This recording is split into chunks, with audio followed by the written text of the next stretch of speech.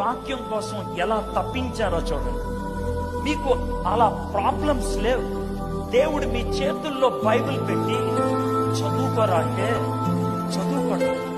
మీరు క్రిస్టియన్స్ అయితే మీ ఇంట్లో బైబిల్ ఉంటుంది, మీ షెల్ఫ్ లో బైబిల్ ఉంటుంది, మీరు పడుకునేటువంటి పిల్లో పక్కన బైబిల్ ఉంటుంది, మీకు కారు ఉంటే డాష్ బోర్డ్ లో బైబిల్ ఉంటుంది, మీకు వ్యానిటీ బ్యాగ్ ఉంటే లోన న్యూ టెస్ట్మెంట్ ఉంటుంది, మీకు స్కూటర్ ఉంటే డిక్కీలో బైబిల్ ఉంటుంది, మీ పేరున బైబిల్ ఉంటుంది, మీ మొబైల్లో బైబిల్ యాప్ ఉంటుంది, ప్రతి చోట బైబిల్ ఉంటుంది.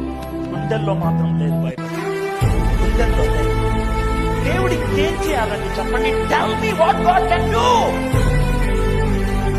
ఇంకేం చేయగలను? What else?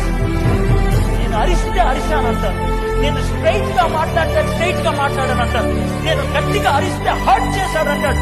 దేవుడికి ఉంటే హర్ట్ చేయడు, కోపం పగలగొడతాడు. దమ్ముంటే భయపడాల్సింది దేవుడికి, నాకు కాదు. I'm after all a human being. దేవుడు నిన్ను ప్రేమించి బైబిల్ ఇస్తే నీ చేతుల్లో పెడితే చదవటానికి కొవ్వు, పొగరు, గర్వం, ఇంకేం చేస్తాడు దేవుడు? ఇంకేం చేస్తాడు? రిట్రీట్కి వస్తే అయిపోయిందా?